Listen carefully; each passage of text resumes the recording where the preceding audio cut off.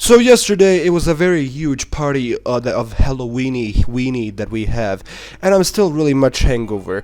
And yesterday, as I mixed like 8 different beers, some six on the beach, and a very expensive vodka, which I really didn't really taste at all because I couldn't taste anything. I woke up in the morning feeling very drowsy, going to the bathroom with first sweating my ass off, sitting next to that beautiful, sexy, very hygiene toilet, where I decided to, push all my food and lunch and dinner and all the things that I drank that night into a eternal vomit, and I was vomiting, probably struggling for my inner existence due to the very powerful vomit that I've collected throughout the entire night of partying, getting drunk. One mind raced through my entire head, and yes, I did say entire head, and that's: how shit is FIFA 21? I haven't seen one of the most greediest companies and one of the worst games ever than FIFA 21. And that game came out recently, that's why it's the topic of today's video. So, of course, before we start into this beautiful, amazing video, be sure to hit this like button to show your support, subscribe to join the Zombies Internet Army, and turn on notifications so you'll be notified when I upload a brand new video to the channel. If we can pass 100 subscribers, that'll be incredible. Zombies Internet, welcome to the army, and thanks for your incredible support. Now, let's talk about FIFA 21. Or better to say, let's talk about FIFA 13, because the game has stayed the same since that year specifically. And basically, it was like a couple of days ago. I have FIFA 14 on my PS4, so I decided to replay that game, like 2 matches. And then I played with my friends some FIFA 21 at the party, and I was like, these games haven't changed at all. And I'm still wondering, how are they one of the most top-selling games of that said year? Because no doubt when FIFA 21, it's already getting a lot of sales, it's already making loads and loads of money for EA and EA Sports, it's in the microtransactions.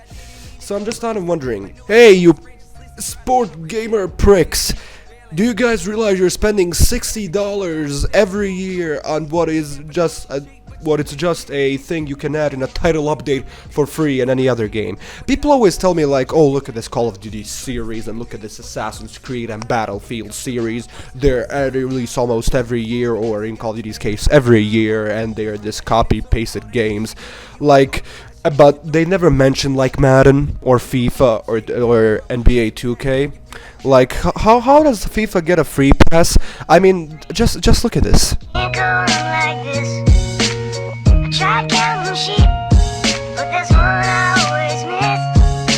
Everyone says I'm getting down too low. Everyone says you just gotta let it go. You just gotta let it go. You just gotta let it go. Again, somebody explain to me. I really don't understand, how did these games get a pass?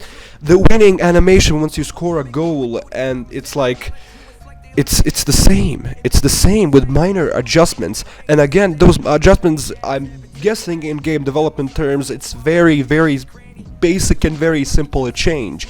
Not to mention that actual, new engine, graphical and depth improvements in the gameplay, adding new features on top of already existing features, which all right sequels should be. Not what FIFA is, where they add a mode, they remove the mode, leave it out for a couple of years, and bring it back and say, oh, look at this new innovative feature in this year's title. There's nothing new or innovative in a mode that was in the game like 5 years ago. You decided to cut it out in the next 4 to 3 games before you decided to bring it back again. And that, can we also call that borderline? I mean, legally I know it's not false marketing, but it's really tipping the line of what false marketing is. Because a new player, a newbie, will buy that game thinking, oh, this is something brand new we haven't seen before in FIFA, and ready to read the description, and it looks interesting, looks fun. And of course, you have those people at EA Sports who are very professional at their jobs, making loads and loads of money off of us idiots. Basically not me. I haven't bought FIFA since like FIFA 13, so like, FIFA 14 technically. I haven't bought a single game since then. And FIFA 21, we actually rented it to play the actual game and 2 controllers, so like, that is a thing we did.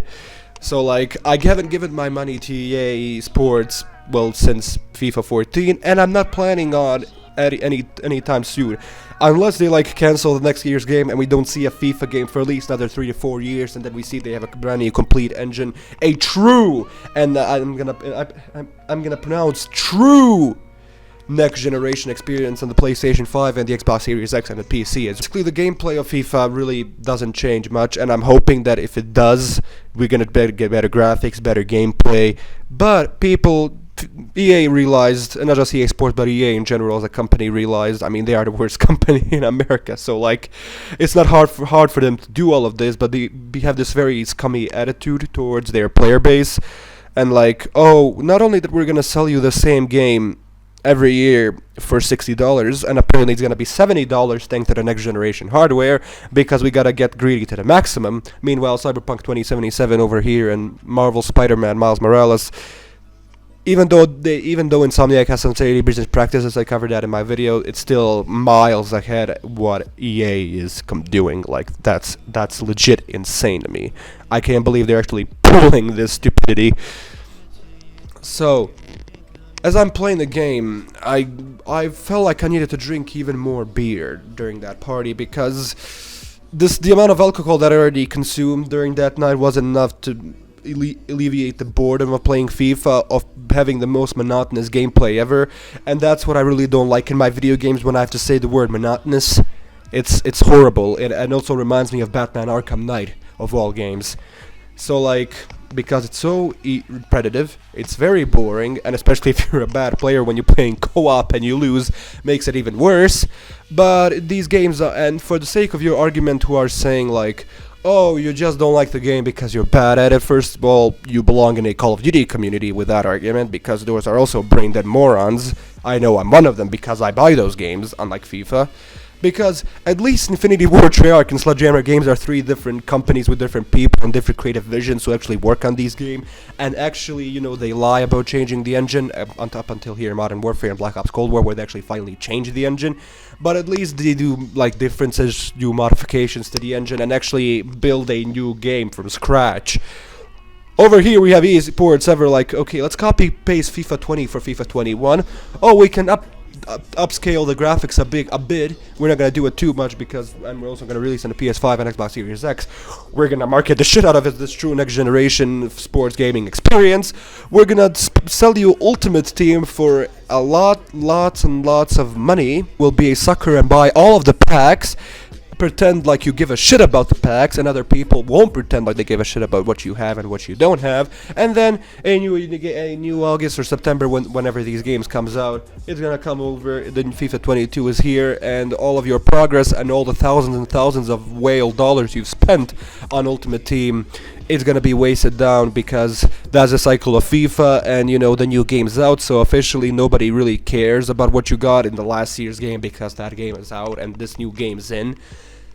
It's really just taking your money, and FIFA is pretty much a franchise that is making you spend upwards to $90 based on what edition of the game you purchase, like the Ultimate Editions or shit, and like makes you spend upwards of $100 for what essentially is just a title update for a last year's game, which in normal gaming world should be a free title update, unless it's like paid DLC. But even then, if it was paid DLC, that would still be better, because we wouldn't be pretending like it's a brand new game, but a DLC to an already existing game, which FIFA has been since like 14, maybe even sooner. But the last game I played was 14, so that's how my knowledge that's where my knowledge really goes to. And it's very dumb. First of all, the Ultimate Team is a very scummy mode. It promotes gambling at a time where games all around the world, be it AAA or indie developers, are completely dropping loot boxes, as we recognize those are bad and scummy things. And then, I mean, Activision of all people has really decided to push down loot box and really promote a battle pass, which is a system I also have a issue with, but that's a separate video for itself. I can't believe what they're doing here.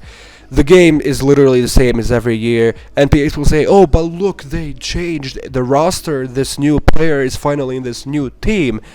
And I'm like, my guy, you do realize that's one of the simpler features in programming, and they can just add that in a title update for already an existing game, but they won't because they know you're a sucker that you'll spend up to $90 on a brand new game and to spend over $100 of dollars to get a ultimate team, and they know what they're doing. There's always like these special promo packs and these ultimate packs. They are there for a limited time, so you can buy them if you're a player of Ultimate Team. Like when I entered FIFA, I just see the Ultimate Team tab and I'm like, nope. Get that shit out of here. It's like the worst kind of beer, the one that makes you throw up just tasting it. So like, that's all I have to say in this video. If you guys did enjoy this commentary and you're new to the channel, be sure to subscribe and turn on notifications so you'll be notified when I upload a brand new video channel. And that automatically makes you part of the Zombies Internet Army.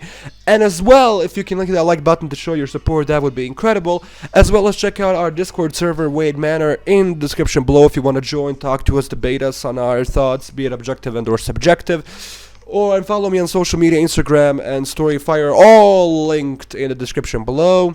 As well as check out our official podcast with me, Batnik, SK, and TSV. It's Thumpcast. It's really great. We like having you there. It's very fun. It's very, let's just say, interesting. Thank you all for your incredible support on this channel. Really means to me a lot. See you in the next video. The next video will be the Five Nights at Freddy's final part, and I'm still actually writing the script for the critique of Five Nights at Freddy's, so be sure to stick around for all of that, as well as I'm working on the Amnesia and Rebirth video. The less I say about that, the better. I'm Last Gambit, everyone. See you in the next video, and bye!